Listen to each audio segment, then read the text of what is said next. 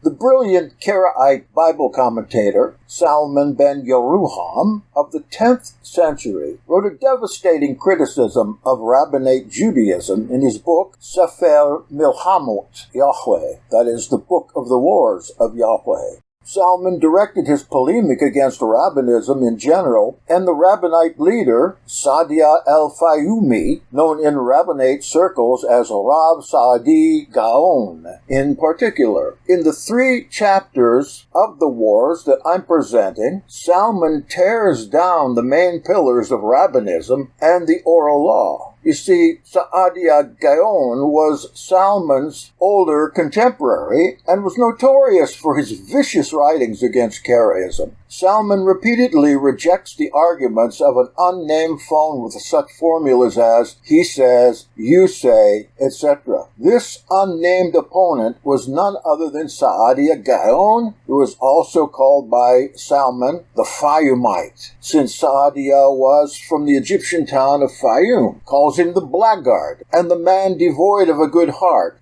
Salmon had a detailed knowledge of Saadia's infamous anti-Karaite writings, and toward the end of the 3rd chapter, he systematically refutes the 7 arguments presented in Saadia's commentary on Genesis. This Book of the Wars of Yahweh is written as a series of acrostic poems, with the opening letters of each stanza forming, in sequence, the Hebrew alphabet. Salmon alternates between acrostics that start at the beginning of the alphabet, that is Aleph, and work their way to the end, and those that start at the end of the alphabet and work their way to the beginning. Salmon tells us that he wrote his work both in Hebrew and Arabic, although only the Hebrew version has survived. To date, only the first 3 chapters of the Book of the Wars of Yahweh have been translated into English. The rest of the book deals with various points of rabbinite law, laying special emphasis on the corrupt rabbinite, calendrical practices, and their blasphemous personification of Elohim. So here is the first 3 chapters of the Book of the Wars of Yahweh by Salmon ben Yeruham of the 10th century. The Book of the Wars of Yahweh by Salmon ben Yeruham. Canto 1. To you I call, O men, hearken to my explicit words, reinforced, clad, enveloped, and robed, with proofs as solid as onyx and sapphire. When I was at the age of vanity, I did search for the right road for my course, that I might learn, as well as teach in the midst of my congregation. And I sought to clear the stones from my path. I was a stranger in a foreign land, investigating and searching the ways of the Torah. And I saw in the midst of the congregation a man devoid of a good heart and straying away from justice. He bent his bow to write complaints and to remonstrate in all languages, to tear up improved roads, and to pervert with nonsense and trifles the highway of understanding. I understood his purpose, and was overcome with apprehension, and my wrath was kindled like a burning fire. And I was seized with zeal for the sons of Yehuda, for the Almighty, and for the book of the testimony. And I was afraid of the day of judgment and retribution, lest his wrath should burn with anger. Therefore I composed a double rejoinder against him, in the language of Heber, and also in that of the sons of Dumah. This will be my consolation in my exile, that there are learned men to investigate my words fairly, who will know that I speak out of zeal for Elohim, so that the men of my congregation might not be led astray. He stated in his misleading discourse, and he did utter the assertion, that the Almighty chose to reveal himself to Moses at Mount Sinai to give him 2 laws for his chosen people. Commandments of the one law were set down in writing, while the commandments of the other were kept upon the tongue. Moreover, they were both to be, into everlasting eternity, an heirloom for the congregation of the seed of the perfect ones. My spirit advised me to reply to him in this manner, and to place my answer among my congregation in a written epistle, in order to remove the stumbling block and to clear the path of stones, so that the flock of Israel would not go astray into the waterless desert of heresy, but rather that they would study it attentively, so that my congregation might not be seduced by what is hidden from them. And I hope that as my reward, El Elyon will let me behold his good tidings in Sion. We believe firmly that the written law was in truth given to Israel by the right hand of the Almighty, according to the testimony of the whole congregation of the Lily, who were scattered in every land. all of them, believers as well as unbelievers, divided as they are by language and tongue, all Israel, from the east to the westernmost ends of the world, testify to the sanctity of the written law, all of them, the little and the great. This testimony has become firmly established in their midst by their united and universal consent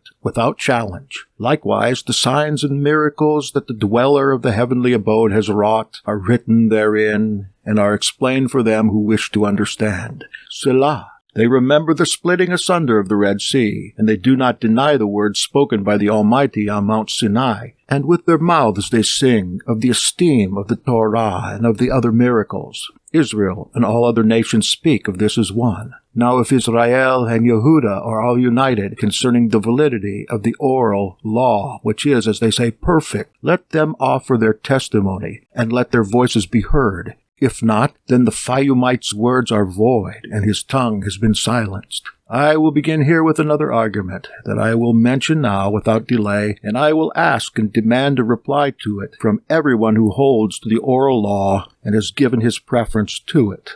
You say that the rock has given Israel two laws, one of which is written and one of which was preserved in your mouths. If this is as you say, then indeed your deeds are but falsehood and rebellion against Elohim. The Holy One has given you an oral law, so that you would recite it orally, for, say you, he has deemed it in his wisdom a laudable command. Why then did you write it down in ornate script? Had the merciful one wished to write it down, he would have had it written down by Moses. Now, did he not give it to you to be studied orally, and had he not ordained it not be inscribed in a book? Yet they altered the alleged words of Elohim, and wrote them down.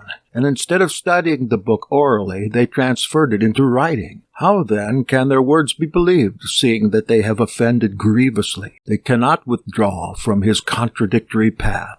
They wrote down both laws, thus condemning the commandment of the Almighty. Where then is the oral law in which they place their trust? Their words have become void and meaningless, and out of their own mouths have they testified that they have drawn Elohim's wrath upon themselves. Canto 2. I have discovered in my heart another argument, a handsome one, and majestic enough to be placed as a crown for the assembly, to be their ornament, pride, and glory. I have looked again into the 6 divisions of the Mishnah, and behold, they represent the words of modern men. There are no majestic signs of miracles in them, and they lack the formula. And Yahweh spoke unto Moses and unto Aaron. I therefore put them aside, and I said, there is no true law in them, for the law is set forth in a different manner, in a majestic display of prophets, of signs, of miracles. Yet all this majestic beauty we do not see in the whole Mishnah. I have seen an end, every human purpose, but there's no end to the speaking about the majesty of his ordinance and utterance. Blessed by the Creator of what is below and what is above,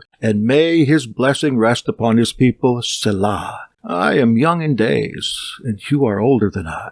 Had not the blackguard intruded among the scholars, I would never have written this epistle. I have turned again to my first argument, to fortify it with truth and uprightness without falsehood, and with might and power, like the power of Samson. However, the best answer of the tongue is from Yahweh. I have set the 6 divisions of the Mishnah before me, and I looked at them carefully with mine eyes, and I saw that they are very contradictory in content. This one Mishnaic scholar declares a thing to be forbidden to the people of Israel, while the other declares it to be permitted. So my thought answer me, and most of my reflections declare unto me, that there is in it no law of logic, nor the law of Moses the wise. I said, perhaps one of the two did not know the right way, wherefore he did not know how to reason it out with his companion. Perhaps the truth lies with his companion. Let me look into his words, perchance I will find relief from my perplexity. But instead, I found there other men. Sometimes they say, others say, while anon the scholars issue a decision, agreeing neither with the one nor with the other, but contradicting both. Had I been among them, I say, had I been among them, I would not have have accepted the words of these others and scholars. Rather, would I have weighted the words of Yahweh with them, and I would have judged accordingly every word that they had contrived. Gird thyself with thy strength and hearken, and step up to me, and let the scholars of my congregation of Israel judge between us. And let them place our words upon the scale, so that I might walk in truth upon the road of my life's course. Know that there is no difference in learning between them and me. When they say, Rabbi so-and-so said thus and so, I answer and say, I too am the learned so-and-so. Thine escape has been cut off by this argument. Else answer me, if thou canst. His heart is overlaid with stupidity as with fat, and I know well what he says and speaks, and he has set it forth in his written scroll. Therefore will I turn my face toward him, and do battle with him, and I will shake his loins, and strike down his sword. He has written that the 6 divisions of the Mishnah are as authoritative as the law of Moses, and that they wrote it down so that it would not be forgotten. I will answer him concerning this, for I will not be silent, lest the blackguard think that he has uttered an unanswerable argument. He who remembers forgotten things and knows what is hidden, had he deemed it proper to have them skillfully written down, in order that they might not be forgotten upon the earth, he would have offered his servant Moses to inscribe them, with the might and power, in a book. It is proper for men like us, who have none of the Holy Spirit in us, to turn the oral law into a written law by writing it down. Why would it not be right for us to turn the written law into a law preserved only in our mouths? Hearken unto me, and I will speak further. If you would say, this took place in the days of the prophets and in the days of Ezra, why is there no mention of it in these prophets? Why the same manner as the names of the prophets are recorded throughout Scripture? Be silent, and I will teach thee wisdom. If it be thy desire to learn wisdom, it is written, the law of Yahweh is perfect. What profit be there for us, then, in the written Mishnah? Moreover, if the Talmud originated with our master Moses, what profit is there for us in another view? And what can a third and a fourth view teach us, when they tell us first that the interpretation of this problem in law is thus and so, and then proceed to explain it with another view? The truth stands upon one view only, for this is so in the wisdom of all mankind, and right counsel cannot be based upon 2 contradictory things. Now, in this one, he has fallen down and cannot stand up. If the Talmud is composed of the words of the prophets, why are contradictory views found in it? Now, it is evident that this view of Sa'adia is foolishness, and the words of fools, so testify all mankind. Canto 3. Where do you flee, O Fayumite, to hide yourself from utter ruin? Let us rather come together for judgment. Increase thine army of arguments and come out for battle. I have seen also in the Talmud, which you Rabbinites regard as if it were your main supporting column, and which is made by you a partner to the law of Moses, and is held beloved and desirable in your hearts, the bellowing of the school of Shammai against the school of Hillel, to controvert their words, as well as that of the school of Hillel against the school of Shammai, to refute their interpretations of the law. This one invokes blessing, and that one heaps curses upon their heads. Yet both are an abomination in the sight of Yahweh. The words of which one of the 2 shall we accept, and the view of which one of the 2 shall we condemn? Seeing that each of them has attracted a great congregation of